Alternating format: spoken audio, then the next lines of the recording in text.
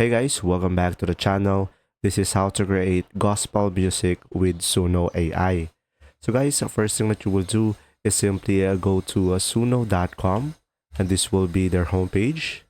And now you could just simply select create on the left side bar over here. And now guys, over here, you will have two options. You could go for simple or custom.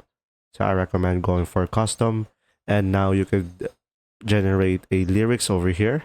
I'm gonna go for auto, and from here I'm gonna go for a full song. And now let's say I'm gonna go for gospel song over here and click on write lyrics. And after that, just simply wait for it to load up, and you will have two options.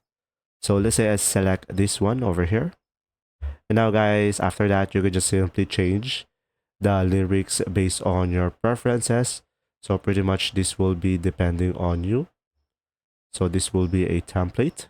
And after that, you could just simply scroll down and select the style as a gospel. And now just simply provide a song title or change it if you prefer. And you could just simply select create. And you could just simply select these three dots over here, and you could download it via MP3.